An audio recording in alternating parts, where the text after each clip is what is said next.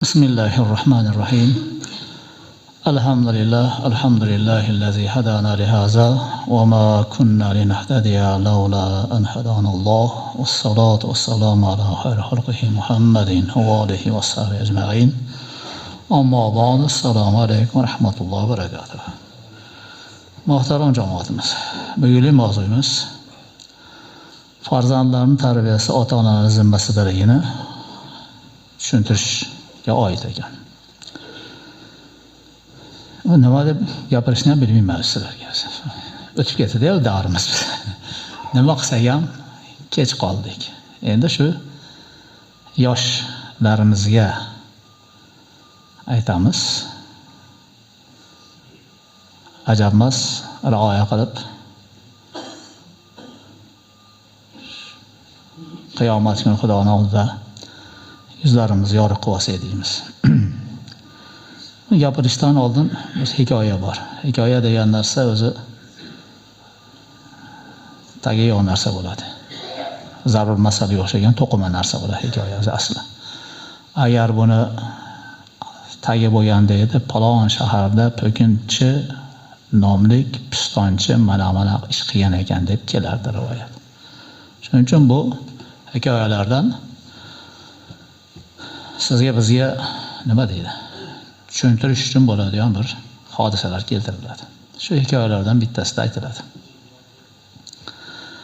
Qozini oldiga bir odam ayoli bilan bolasini ustidan shikoyat qilib keladi. Bu bola qozini oldida turib, bir qozini oldida turibman, men shundan shikoyat bo'lyapti degan bir qo'rqinch, bir javobgarlik yo'q. Bir shunday batarin holati turadi. Hech narsadan tap tortmay turadi. Qozi hayron bo'ladi. Keyin bolaniga sekin yo'talada savol berishni boshlaydi. Ating nima deydi? Atani aytadi. Ati islomga tushmagan at. Ota-onani hurmat qilishni bilasanmi deydi. Qiyomatga unaysanmi? Bilasan qiyomat nimaligini desa, eshitganman, nimaligini bilmayman deydi. Ertaga Alloh subhanahu va taolo huzuriga borsang nima deb javob berasan desa, u nima deydi. Nima ish qilasan desa, kechgacha maishat qilaman choyxonada deydi. Ishrat qilaman deydi. Bu ota-onangmi desa, ha deydi. Nima uchun bularni xafa qilyapsan desa, pul bermaydi deydi. Bora bizdan shular.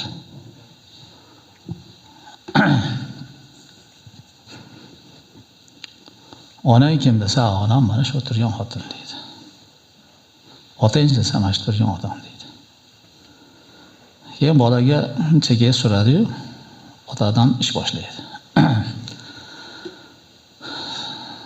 Payg'ambarimiz sallallohu alayhi vasallamdan rivoyat qilingan hadisda shu mazmun bor. Farzandlaringlarni hurmatini joyiga qo'ysanglar, sizlarni ham hurmatlaringlarni bular joyiga qo'yadi degan mazmunda gaplari bor. Sen bundan farzandlik burchini ado qilmadi deb shikoyat qilib kelding, to'g'rimi? Ha deydi. Sen otalik burchingni bajarganmisan deb so'rashgan. Odam nima otalik burchim? Desa, undan keyin qozi sekin bir chekkadan tushuntirar ekan.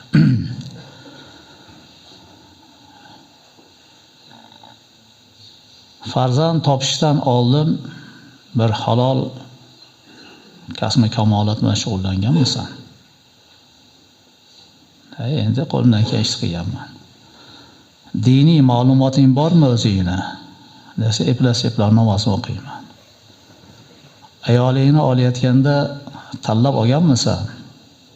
Desa, ha endi o'zim tushgan, ko'nglim tortgan olganman derkan. Bilasanmi Alloh subhanahu va taolo sen bilan bizga farzandni omonat qilib berganini? Desa, nimaga omonat bo'lar ekan? Deydi. Lekin qozi boshlaydi. inson hayotiga kelar ekan, bu hayot insonni oxiratga tayyorgarlik ko'rishlik uchun keladigan hol. Oxirat uchun bu dunyoga keladi. Va shu oxirati obod bo'lishi uchun bu odam shu dunyoda mehnat qiladi. Dunyo uchun emas, oxirat uchun mehnat qiladi. Ko'rinishdan dunyo uchun mehnat bo'ladi, tagida oxiratning mehnati bo'ladi. O'sha mehnatdan bittasi insonning uylanishligi, farzand topishligi. Agar sen halol kasb kamolat qilib yaratgan zot, ya'ni Alloh subhanahu va taoloni haqqalarini to'la ado etganingda edi, ayolingni ham ko'nglim tushdi oldin demasdan bir taglik, toza, ibodatlik, pokiza, soliha ayolni olganingda edi. Bilasanmi, farzandni ko'p xulqi ona tomonidan bo'lishligini, onani xulqini buzuqligi, ahmoqligi sut orqali bolaga o'tishini bilasanmi deydi. Tushuntira olyapmanmi? Bu sizni biz yoshlarga kerakli gapki, shunday ko'radi, chiroyli ekan deb olib ketaveradi. U bo'yangandan keyin chiroyli-da u. Ayniqsa bugungi kunda qizlar hammasi bo'yoq. Bo'yanmaganini topa olmaysizda. Uni yaxshilab olib borib, varnaga solib, chilab, yuvintirib olib chiqsangiz, uni turqini ko'rasiz. Nimaligini. Demak, payg'ambarimiz alayhisolatu vassallam aytganlarki, inson ayol kishining 3 ta narsasiga qiziqib uylanadi. Moli dunyosiga, izzat obro'siga, diniga. Yana ba'zi rivoyatlarda bitta qo'shadigan yeri ham bor, 4 ta degan yeri ham bor. Moli dunyo bir o'tkinchi narsa. Bir narsa bir sabab bo'ladi, ketib qolishi mumkin. Izzat obro' ham shunga o'xshagan narsa. Bugun obro'lisi bitta tuhmatga qolib kelsangiz, obro'yingiz ketgandan keyin uni o'zingiz oqlab to'g'ila olmaysiz. Din bu insonda turadigan narsa. Shuning uchun payg'ambarimiz alayhisalom sen dindorga uylan dedilar. Dindor ayol senga diniy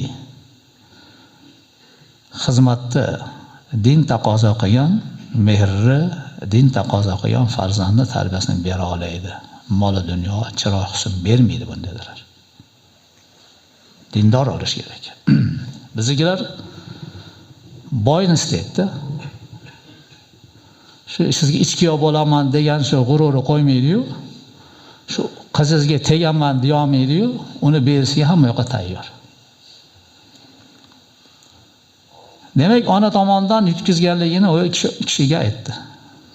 Ayolingni tozasini topmagansan, shu o'tgan ahmoqligi. Farzand tug'ilganda payg'ambarimiz alayhisalom kullu mavludin yuladu ala fitrat deganlar. Har bir tug'iladigan chaqaloq fitratda tug'iladi. Fitrat degan narsa jibilli xarakter. Bu nima degan desa, toza, sof, musaffo tug'iladi. Keyin bu insonni musulmon qiladigan ham, yahudi qiladigan ham, nasroniy qiladigan ham ota-ona bo'ladi. Qolgani tarbiyaga bog'liq bo'ladi. Tashqi muhitga bog'liq bo'ladi qolgan holat. Yonaveradi. Shuning uchun bu payg'ambarimiz alayhisolatu vassallam har bir go'dak fitratda tug'ilar ekan, bu ota-onaga omonat. Bu omonatni Alloh subhanahu va taolo shunday talab qilib oladi. Nima qilding senga omonat qilib bergan? Birovlar tirnoq qazor. Bormagan joyi qolmaydi, ichmagan dorisi, ko'rsatmagan tabibi, qilmagan ilmi amali qolmaydi, Xudo farzand bermaydi. Birovlar tug'sang taloqini beraman desa, patra tug'oradi. Bola ko'rmayman desa ham Xudo beraveradi ularga. Bu Xudoning ishida bu. Xohlaganiga o'g'il beradi, xohlaganiga qiz beradi, xohlaganiga aralashtirib beradi, xohlaganiga bermaydi. Bu Xudoning hikmati. Unaqalik uchun berdi, bunaqalik uchun bermadi degan gapdan biz yiroqmiz. Bu Xudo taoloning o'zining usuli. Nima qilsa o'zining ishi. Siz bilan bizga shu farzandni Xudo berar ekan, endi Xudo taolo uni bizdan nima qilar ekan? Toza holatda so'roq oladi. Endi shu chaqaloqni sekin shariat islomda nikoh bobida keladi. Men ism nima qilaman? Farzand tug'ilgandan keyin hamma yaxshi ko'radi, xursand bo'ladi, sevinchlaydi, osh qilib beramiz. Bizdaqa odam yo'q, hadisa o'g'il ko'rsa tamom. Eng zo'ri bizmiz. Shu chaqaloqni yig'lasa oxir olmagin deydi. O'chir unini, emizmaysan, qaramaysanmi, yig'lata olasanmi deb g'ing'illaydigan erlar bor. Qaynatalar bo'lishi mumkin shunaqalar. Shu bola 4 oygacha la ilaha illalloh deb yig'lar ekan. Tushundingizmi? 4 oydan keyin yana 4 oy 8 oygacha Muhammad Rasululloh deb yig'lar ekan. 8 oydan 12 oygacha yana 4 oy Alloh mag'firli va validayya, ota-onam mag'firat qiling deb yig'lar ekan. Agar bu musulmonning bolasi bo'lsa. Bu kofirdan tug'ilgan bola bo'lsa-chi desa, kofirdan tug'ilgan bola ham shu kalima keltirib yig'lar ekan 4 oydan. Oxirgi 4 oyda 8 oydan 12 oygacha la'natulloh alaykum ya validay derkan. Ey ota-onalar, sizlarga Alloh la'nat bo'lsin deb la'nat aytinglar ekan. Senlarga farzand qilaman deb. Demak, chaqaloqni yig'sin ekan. Tasbih, zikr, duo bo'ladi. Yana aytiladi. O'sha bolani deydi, sho'xligini to'g'ri qabul qil deydi. Bola qancha sho'x bo'lsa, kelajakda shunchalik uddaburon, abjir, aqlli odam bo'ladi. Sho'xlik aqllikka bog'liq deydi. Aqli borligidan sho'xlik qiladi deydi. Aqli bo'lmagan odam sho'xlik qila olmaydi deydi. Chunki aqli yetyapti, nima qilsa nima bo'lishiga. To'g'rimi? Masalan, qo'pol gap, birovni qo'lidan narsani tortib oladi sho'xlik qilib. Shu tortib olsa, u yig'lab qolishligini bilganligidan tortib olyapti. O'yinchoqni. Agar bunda shu sho'xlik, o'sha aql bo'lmasa, qo'lidan berib qo'yib o'tirib turaveradi yig'lab. Shu sho'xligi Xudo taolo tomonidan keyinchalik yaxshilikka yo'yilib ketsa, dinga zo'r xizmat qilgan inson bo'lib chiqishi mumkin. Shuning uchun sho'xligini aql olma. Uni qo'rqitma. Lekin siyosat ushabdir. Aqllilikdan sho'xlik qiladi. Va ota-ona duo qilib turish kerak ekan farzandga, yaxshi duolar. Duo qilganmisan dedi otasi yaxshi. Yo'q dedi. Otani farzandiga qilgan duosi dedilar payg'ambarimiz alayhisalom, bir payg'ambar ummatiga qilgan duodaqa. O nima degan desa, payg'ambarning ummat haqida qilgan duolar ijobat bo'lgandek, otani ham farzandiga qilgan duosi ijobat bo'ladi dedi. Onalarning duosi otalarnikiga nisbatan tezroq bo'ladi ijobati dedilar payg'ambarimiz alayhisalom. Eshittirgan sahobalar nima uchun onaniki tezroq bo'ladi deganlarida aytilarki, ona rahmdil bo'lganligidan, Allohning Rahmon degan sifati onada ko'proq bo'lganligidan duosi tezroq ijobat bo'ladi.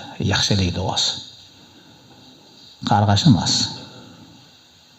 Chunki onamizni yaxshi duosidan qarg'ash ko'proq bo'ladi gohida.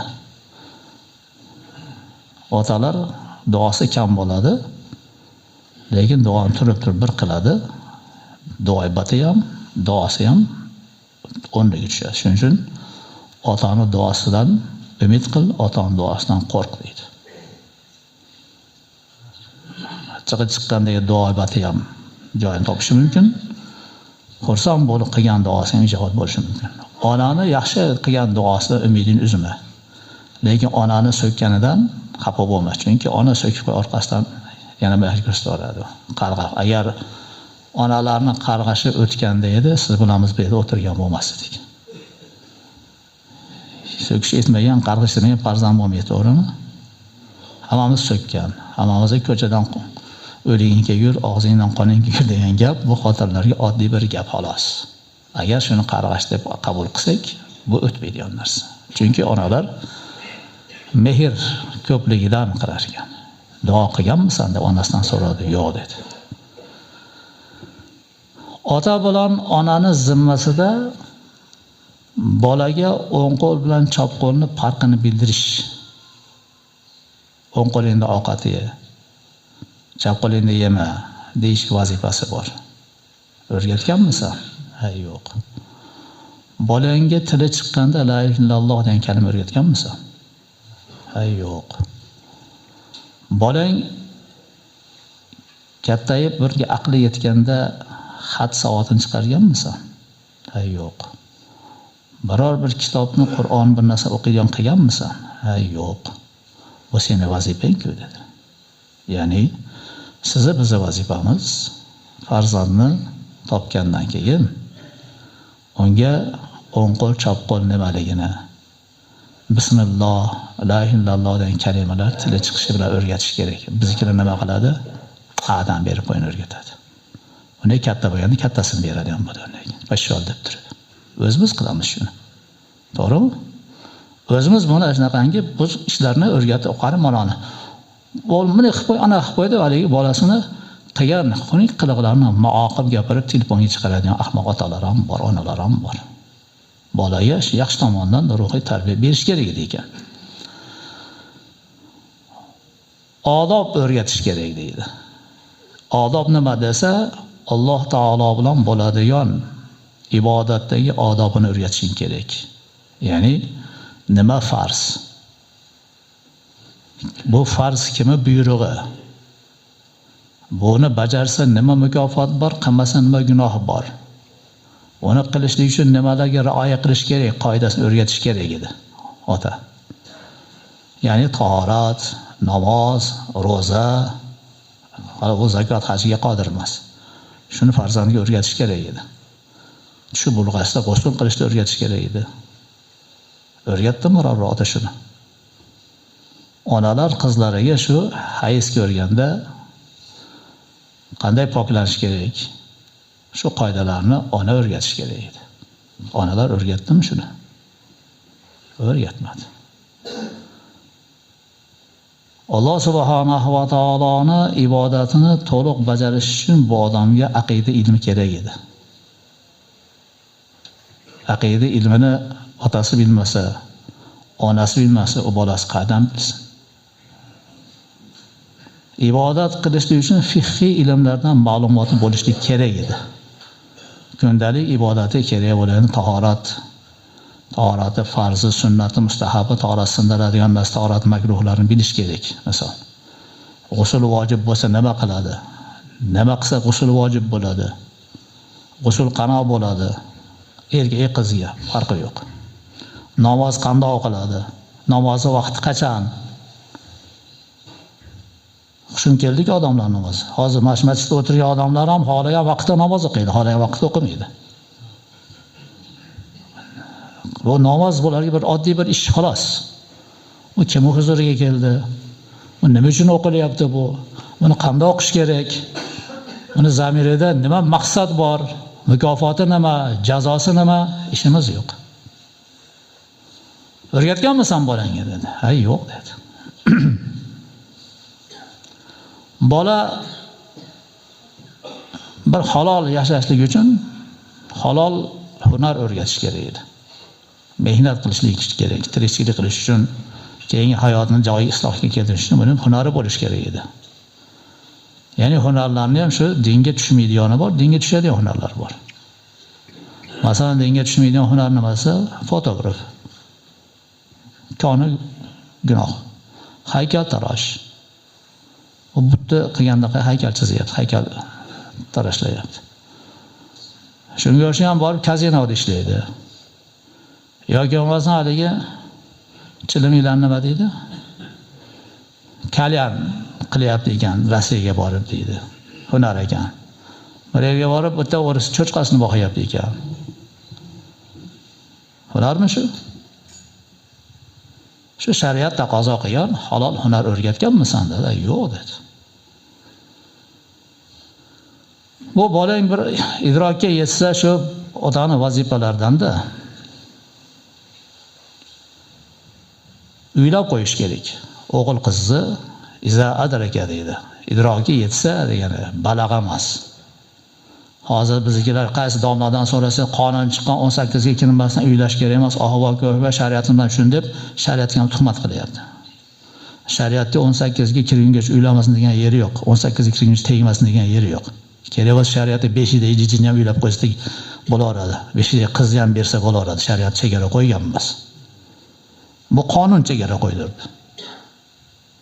Bu qonunni ham ashlab bergan qonun. Chunki agar chegara bo'lganda payg'ambarimiz sollallohu alayhi vasallam onamiz Oyshaga necha yoshda uylanganlar? 7 yoshlardami? 7 yoshda qiz bola balog'atga yetadimi? Xatoni payg'ambar alayhisalom qilgan bo'ladilarmi? Bir sahobiyni roziyallohu anhuni kasallik vaqtida ko'rgan ikkinchi bir sahobiy keldilar. Payg'ambarimiz alayhisalomdan keyingi davr. Yoshi o'tgan ikkalasini ham. Bittasini yoshi o'tib o'lim to'shagida yotibdi, kasali. Unisi yoshroq. Kirgandan keyin orqasidan haligi kasal ko'rgan sahobiyning orqasidan xizmatkori so'yinchi so'rab kirib keldi. Nima so'yinchi dedi? Keyingi oxirgi xotiningiz qiz tug'di. Muborak bo'lsin, so'yinchi bering dedi. Mana hali odam bu yoqda tanga pangasidan beri xursandchilik qiladi. Men o'lim to'shida yotgan odam aytayaptiki, o'sha qizingni menga ber, deyapti. Tushundingizmi? Endi tug'ildi qiz. U hali dadasi ko'rgan yo'q. Bu o'lim to'shida yotgan chol sahobiyimiz roziyallohu anhu shu qizingni menga ber, deyaptilar. Sahobiy kulib, o'zing oyog'ing go'rga sangillab tursa, nima uchun meni qizimni so'raysan deganda, men boyman deydi. Hech qancha kunim qolgan yo'q deydi. Shu qizing men nikohimda qolsa hozir, men olamda o'lsam mendan katta meros qoladi. Qizingga mendan tuhfa bo'lsin, ehson bo'lsin deyapti. Tushunasizmi? Uni tushunmagan nima deydi? Bular nimani nazarga olib menga ber qizing deyapti. Agar farzandni kichkinaligida uylashlik mumkin bo'lmasa, shu sahobiy savolni berarmidi?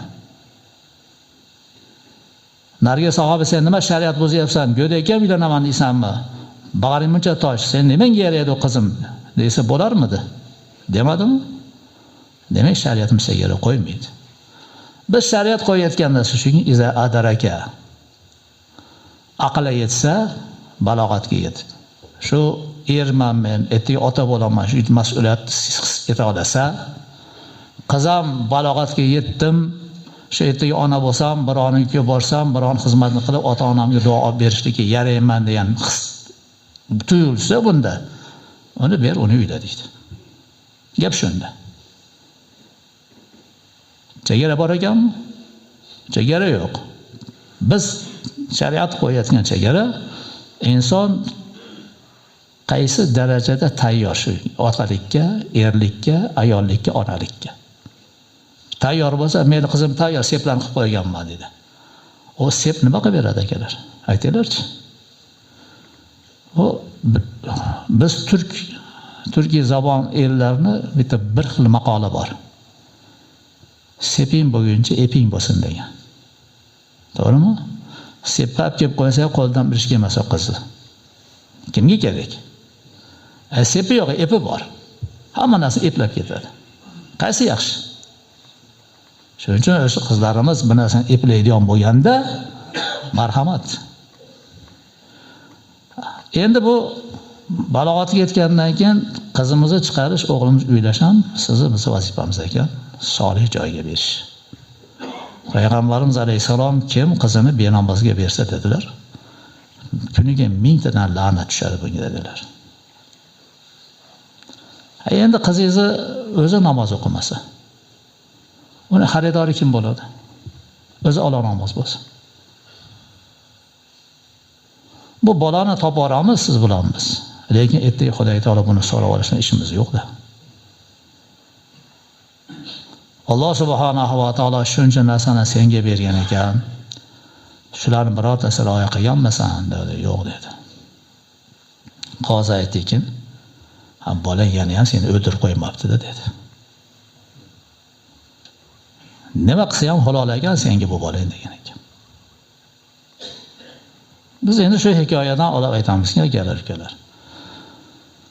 Bolalarimizni xafa bo'lamiz. Xafa bo'lmaydigan ota o'zi yo'q deyarlik. Hammalar xafa bo'ladi. Xafa bo'lishdan oldin bir o'tirib o'ylaylikchi. Enasi kim edi? Biz o'zimiz kim edik? Biz uylanganda holatimiz qaysi edi? Bir birodarimiz bor. Qiziga kiyov tanlayotganda o'zingga o'xshagan kiyov bo'lsa berasanmi desam, "Ya" dedi. "Senga qaynotang bergan-ku" dedim. "Senga berdi-yu qaynotang" dedim. "Endi nima uchun sen o'sha o'zing kiyovli vaqtingdagi holatdagi kiyov senga kelsa unamayapsan" dedim. "O davr boshqa edi" deyapti. Tushunyapsizmi? Endi siz bilan biz ham kiyov bo'lganda kim edik?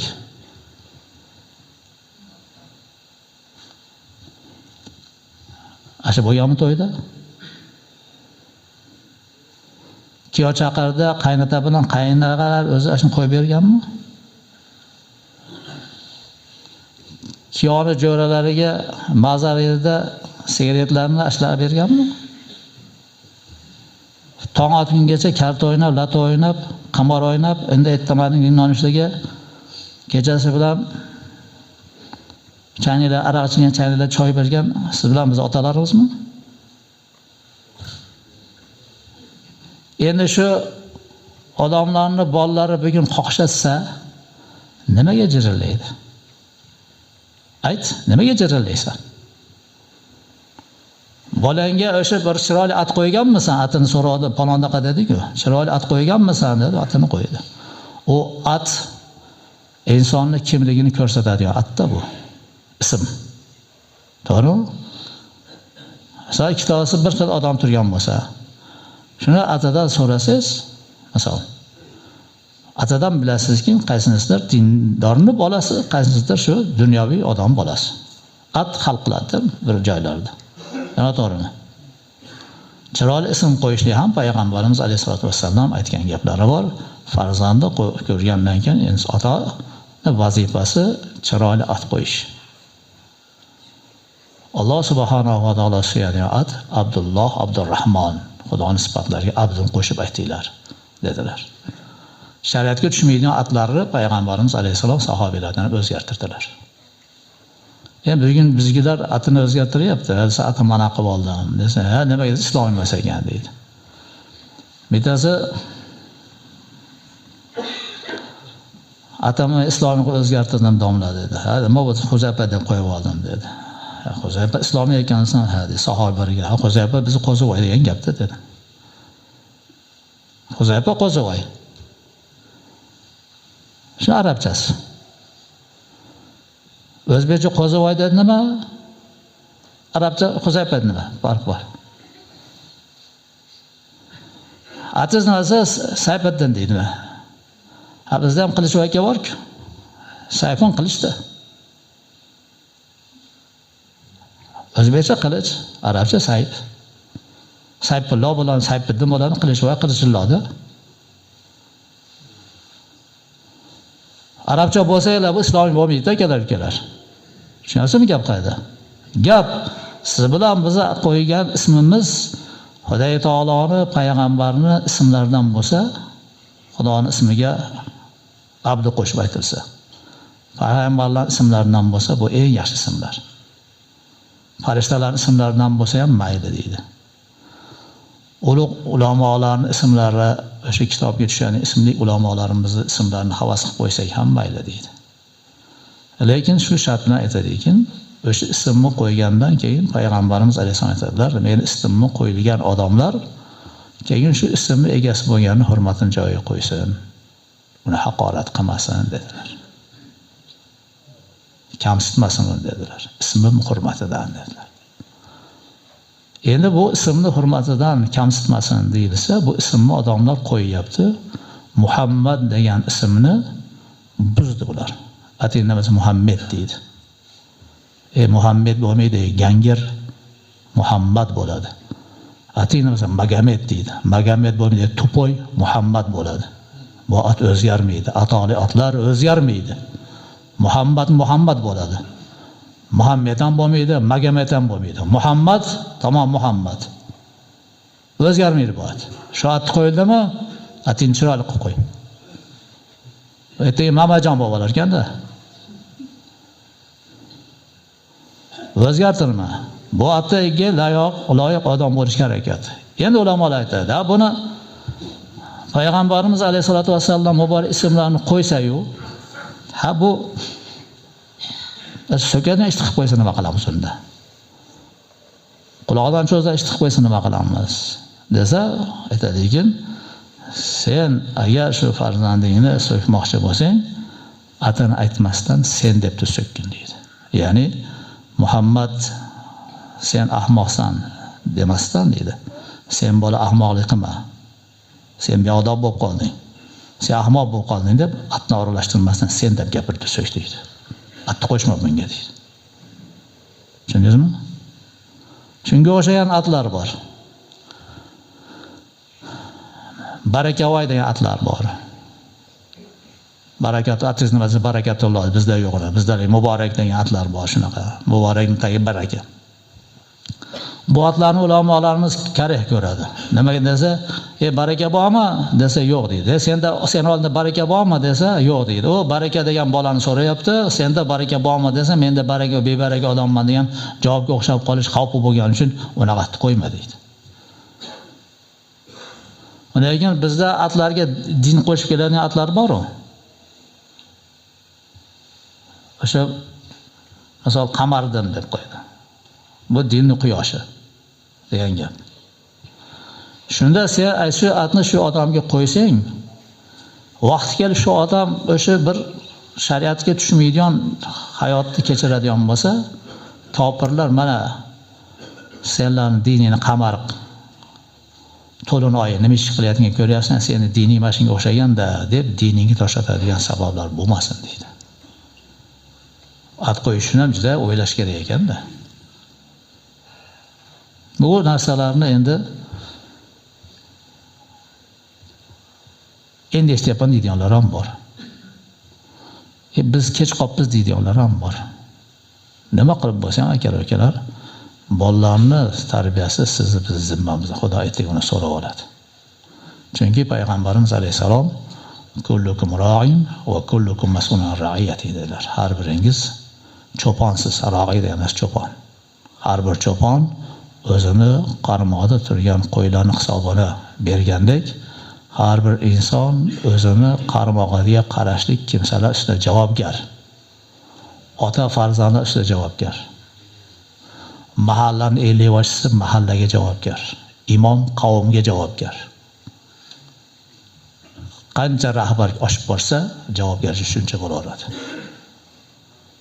Misol islom xalifasi bo'lgan bo'lsa, xalifa o'sha qo'l ostidagi butun musulmonga javobgar. Hazrat Umar roziyallohu anhu shu mas'uliyatni, javobgarlikni his etganlardan bir misoli, bir sahobiy roziyallohu anhu huzurlariga kirar ekan ish yuzasidan. Kirganda Hazrat Umar oldilarida non yeb o'tirgan ekan, bir dona. Tapazzal nonni oldi ekanlar. Vali sahobiy aytadi: Umar oldi turgan non shunchalar bir qora non ediki, qornim to'q dey desam, yolg'on gapirish mumkin emas. Yey desam, haligi nonni ko'rinishdan yegim yo'q. Umarning gapi yerda qolmasin, og'zimga nonni soldim, chaynolmadim taharligidan dedi. Umar menga qarab, tahar ekanmi dedi. Ha dedi. Siz qanaqa buni yeyapsiz, xalifasiz-ku dedim. Xalifa degan narsa podshoh endi deydi, islom podshosi. Podshoh tahir non yeydimi bizda? Bizni podshohlar ovqat yeyishdan oldin 5-10 ta anaqasi bor, diktatorlar bor. Tekshirib zaharlab qo'ymasin, atralab qo'ymasin deb tekshiradiganlar o'tgandan keyin yeydi. Umar roziyallohu anhu modomiki meni qarmog'imda shunaqangi tahir non yeydigan odamlar bor ekan, menga yumshoq non harom dedilar. Bu rahbar ish. Bormi biz shunaqa rahbar? O rahbar chekiga qo'yaylik. Biz o'zimizdan misol olaylik. Bu o'g'il bola osh yeydi. Haftada 2-3. Uyda go'sht yo'q. Yog' yo'q, un yo'q. Svetdan qarz, gazdan qarz. Bu o'g'il bola oshdan bo'shamaydi. Shu rahbarmi? Sen osh yeyishdan oldin ko'chada ulpat o'ynashdan oldin 9'ini taqib qo'ydi uyni. Ko'chada ulpatchilik qilib borib, boyvachalik qilib obed to'lab qo'yapsan, yo'lkani to'lab qo'yapsan-ku. Xotining qoqshab qolib ketdi-yu. 50 so'm bering, non yopadigan sutga pul bering desa bermay chiqding-ku. Achib qolib kimga boyvachalik qilyapsan? Uyingga ber uni. O'sha sutiga, go'shiga hamma yog'i ta'minlab qo'yib, uni ko'chaga chiqib, undan keyin ehsonga keyin qilgan. Bu ehson degan narsa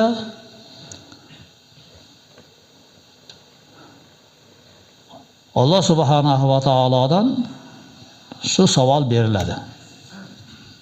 Alloh taologa shu savolga javob beriladi Allohdan. Sahobiy radhiyallohu anhular ehsonni kimdan boshlaymiz ya Rasululloh deganda oyatga ibda bi nafsik degan. O'zingdan boshla dedi. Birovga ehson qilishdan oldin o'zingga qara dedi. O'zing birovga qaram bo'lmaydigan holatga kelib oldin dedi. O'zing birovning qo'liga qaramaydigan, birovga qaram bo'lmaydigan holatga kelganingdan keyin oilangni shunga keltir deydi. Oilang shu holatga kelgan bo'lsa deydi, aka-uka opasingga ota-onang shu holatga keltir deydi. Oshsa uni lekin ko'chaga chiqarasan deydi. Bizgilar nima qiladi? Kelinni ishlatadi, kelinni pulini oladi. Kelin dekret pulini ham oladi, xotinni ham pulini oladi, o'g'ilni ham pulini, hammani pulini olib, katta qilib qo'y so'yib, ehson qilib, bizga o'xshaganlarni chaqiradi. Hammasi pulini sog'lagan. O bolasiga pampers olish kerak. Suti yo'q, smes olish kerak. O xotinini oyog'ida massi yo'qish keldi. Uyida bir issiqlik yo'q, boshqa yo'q. Bu o'g'il bola nima qiladi? Ehson qilsa savob bo'lar ekan deydi. Bu savob bo'lmaydi, bu ehsonda zulm bo'ladi bu. Uyini bugungi kunda qishda isitib qo'yasan. Unini, yog'ini, go'shini, o'sha majlisini qilib qo'yasan. Ana undan keyin ko'chaga chiqib ulpatchilik qilsa sal o'xshaydi. Musulmonchilikka tushadi. Toki bu bo'lmasa ekan, qiyomatda javob berasan. Chunki Umar ilm ichida taxir non yeydigan odam bor ekan, menga yumshoq non harom debdilar. Biz uyda u dadamiz kerak bo'lsa bir oy yaqinda bir barni sotayotgan ekan. Uyga kelibdi ekan, jubo qilib ketaman deb. Uyda ayoliga aytgan keyin osh qilsang yeb ketaman, yana bitta chiniga solib ber. Bitta kasal yotibdi. Bir hafta bo'ldi yotganiga. Biroq kelmayapti, hali ahvol so'rayapti. O'g'lab kelib yotkizib ketgan. O 20 ming tepasida pensiya olargan chol. Pensiyani o'g'il cho'ntagiga solar ekan. Abga больницаga yotkizib ketdi ekan. Kelmabdi hali. Bir haftadan beri. O'g'liz kelsa muomala dorini abga bersin deb vrachlar dori yozib beribdi. O'g'il kelmasmish. Endi palatada yotganda kasallar bilamiz. Keladi ya, keling dastonga desa, hali odam xijolat bo'lamish kelgani. Ko'yniga ham kirib bo'lib ketgan. Bunalardan ro'molchasi ham yo'q, bitta ko'yni, bitta ro'molchalardan bo'lsa ber deb olib ketib ekan shu odamni. Bu odam yo boyagi otadan yoki bolalar o'sha yaramas ablah sortdan. Shuning uchun akalar, nima qilsak o'zimizning mahsulotimiz. Ota-onamizga nima qilgan bo'lsak, bolalardan shuni kutamiz. Qavm qarindoshlarga nima hunar ko'rsatgan bo'lsak, qavm qarindoshlardan shu narsa keladi. Yana aytadiki, bolangni qarg'ama deydi. Qarg'asang bolangga tegsa, kasri o'zingga ham keladi deydi. Xossatan boroni bolasini qarg'ama deydi. Boroni bolasini qarg'asang deydi, o'zingga qaytadi deydi. Bizda boroni bolasini yomonlash bor. Bo'layotgan to'yni to'xtatish bor. To'g'rimi? Bir adabini yesin deb. O bir adabini yeydi, sen ming adab yeysan hali. Hali Xudoning nimalar bo'lar ekansan. Hazrat Yusuf alayhisolatu vassallam hammamiz bilamiz, akalar nima qilgan. Shu akalari shu dadamiz shuni yaxshi ko'radi deb g'ayri kelgandan quduqqa tashlashadi. Yusuf alayhisalom quduqdan olib chiqib, oborib undan keyin azinda bozorda sotilib, birovga qul bo'lib, uni xotinidan tuhmatdan qochib 17 yil zindonda o'tiradi. Asha Yusuf alayhisalomning o'gay akalari 10 tasi, bittasi o'ziniki, Binyamin ukasi, ona bir ukasi. Onovini farzandlari keyin Fir'avn qo'lida qul bo'ladi-yu. Musa alayhisolatu vassalom Yusuf alayhisalomdan keyingi payg'ambarmi? Musa alayhisalom Afrikadan Bani Isroil, ashu Yoqub alayhisalomning 10 ta bolasidan bo'lgan zurriyot shu. Tushundingizmi? 400 yil ezadi. O'kasi ko'rsatgan hunariga 10 ta akani zurriyotni 400 yil Fir'avn ezadi. Siz bilan bizam birovni bunini qonati maza qilamiz-ku, sotib yozib berib, qamatib. Keyin o'zing bolang keyin jirillamada, nevarang keyin jirillama. Kazollik qildingmi? Sen kazolga ham javob berishmoq kun bor-da. Biroq ota-onasi qoqshaganmi sen yozib berganing sabab, sen ham qoqshashing bor bir kun emas bir kun. Bu qasosga deydimi dunyoni? Bu dunyoda bo'lsa-yu nur alon-nur, u yoqda turadi alohida. Javob berimiz bor. Shuning uchun bu dunyoga hammamiz omonat ekanmiz. Bizga berilgan farzandlar ham siz bizga omonat ekan. Qo'limizdan kelishicha imkon qadar shularni to'g'ri yo'lga yetaklashimiz, odamlarga, el yurtga foydasi bor qilib tarbiyalashga harakat qilishimiz kerak ekanlar. Imkon boricha. Pul topsanglar xursand bo'lavermang. Din topsin. Nima halol, nima harom, nima to'g'ri, nima noto'g'ri, nima savob, nima gunoh. Kimning nima haqqi bor, kimning nima huquqi bor, shuni farzandlar bilish kerak. Nima qilish kerak, vazifasi nima? Xotinning vazifasi nima? Otaning vazifasi nima? Onaning vazifasi nima? Bolaning vazifasi nima? Oshna og'ayni, qo'ni qo'shnining vazifalari nima? Qarindosh urug'ning vazifalari nima? Shuni bilish kerak. Musa alayhisalom Alloh subhanahu va taolo bilan to'rtoqda gaplashadi-yu. Shu o'zlari shu munojotlariga ketayotganlarida bir odamni arshni soyasida yotganini ko'radi bu kishi. Payg'ambarlar vali-ku. Biladi-yu narsani. U odam o'ziga emas arsh soyasida. Makoni bilan arsh soyasida ekan. Musa alayhisalom hayron bo'lib, bu Xudoga bir yaqin banda bo'lmasa, bandagikin arshning soyasida yotibdi bu. Hamma yo'q makonlar bilan arsh soyasida. Ey Alloh, kim bu bandang deb so'raydi. Alloh javob bermaydi. Musa alayhisalom yana so'raydi. Shu bandang kim deb parvardi? Ati nima? Atini aytib qo'ychi yo'q. Kimligini bildirib qo'y deganda Alloh taolo javob bermaydi. Keyin Alloh aytadiki, men senga u odam kimligini aytmayman-u, u odamda 3 ta eng bor xislatdan 3 tasini aytaman xolos deydi. Bor xislatdan 3 tasini aytaman, qolgan xislatlarni aytmay 3 tasini senga aytsam kifoya qiladi dedi. Birinchi xislati bu odamni deydi. Men kimga nima bersam hasad qilmaydi. Kuymaydi birovga. Bizda shu xislat bormi? Yonib ketamiz biz. Ikkinchisi deydi. Ota-onasiga oq bo'lmaydi. Ya'ni ota-onasiga befarmon, nofarmonlik qilmaydi bu odam deydi. Mana shu gal bizga kerak. Ya'ni ota-onasiga nofarmonlik, ya'ni bo'ysunmaydigan gap qaytarish, yo ishini qilmaslik, yoki ota-onani hurmatini joyiga qo'ymaslik, yoki ota-onani yuzini yerga qaratadigan ishni qilmaslik, oq bo'lmaslik degan gap. Qur'onda ham Alloh aytadi-yu. Wala taqullahu uffi wa la tanharhuma deb. Ota-ona uf dema deydi-yu. Ota-onani kamsitma, o'kintirma deydi-yu. Men buni ko'p gapiraman.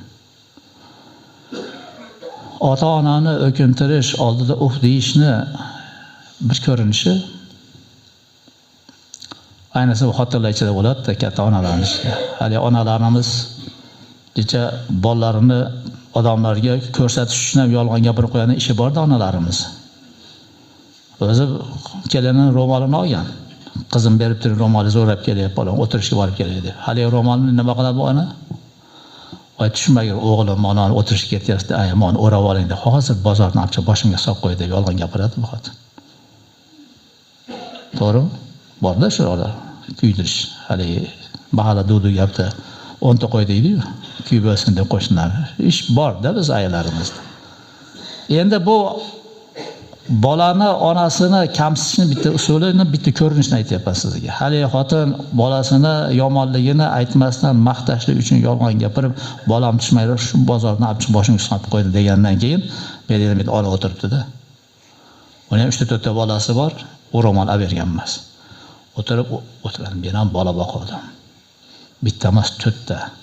Birortasi bir shu o'tirishini bir ro'mol solib qo'yishga yaramadi meni bolalarim degan narsa ularning ko'ngliga kelsa, o'sha bola shu ularni kamsitgan shu bo'ladi deydi.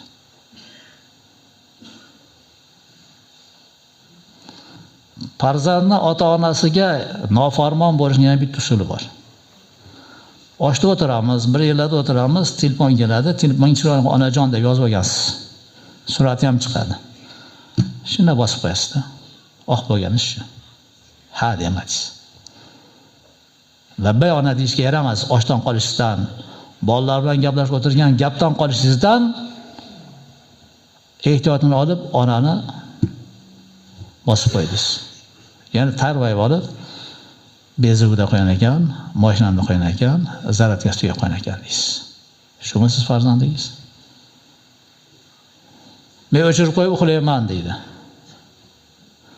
Sen o'chirib uxlayotgan bo'lsang, qo'qqis otang yuragi ushlab qo'ygan bo'lsa, ening telefonga bolam qadasan ke desa, sen kasopat uxlayapsanmi? Nimaga o'chirasan telefoningni? Otangni yana onangni boshiga bir ish tushsa, seni yordamga chaqirsa, sen telefonni o'chiq bo'lsa, sen nima degan farzandsan shunda asqatmasang? Gapir. Nima uchun zaryadga tugadi sen kasopatni? Kino ko'rsang, 8 ko'rsang zaryadga tugamaydi. 7 sen tugamaydi.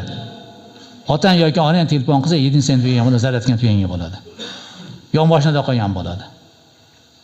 Sen bilsan farzand? Endi o'zimiz bolamizdan nimani kutaylik? Nima deb shikoyat qilaylik bolamiz ustidan? Yana ham bizni bolalarimiz bizni o'ldirib qo'ymayapti bo'g'ib. Bizi bergan tarbiya, biz qilgan ishga bizni bolalarimizni o'ldirib qo'yish kerak bizni. O'zingizlar yaxshi bilasizlar kimliginglar, nimaliginglar. Bolalaringlar namozga kirgandan keyin namozga kirganlaringlar borsalar. Bolalaringlar bo'yningizdan bo'g'ib umriga jo'natgan ichib tashlasin dadam deb. Shu odamlar o'tiribsizlar. Dada yoshi 1 ga yetdi, siz bilan tenglar namoz o'qiyapti. Mahallan ajrab qolmang. Namoz o'qing dada desa, chiqib surati o'qiyapsiz. Alhamdulillah millionlar o'tiribsiz akalar. Yana bolangizdan olasiz. Biz bolani tarbiya qilishning o'rniga bolalar bizni tarbiya qilyapti hozir. To'g'ri bo'lyapti. Dada o yarashmaydi gapni gapirmang. Dada choyxonada o'tiribsiz, yana qimor o'ynayapsiz. Dada yana yarim yalang'ochdan ko'ryapsiz, qo'ying uyat bo'ladi dada deyotgan bizni bolalarimizmi? Endi biz bolalarimizga nima deb tarbiya bermoqchimiz? Xudo hammamizga insof bersin.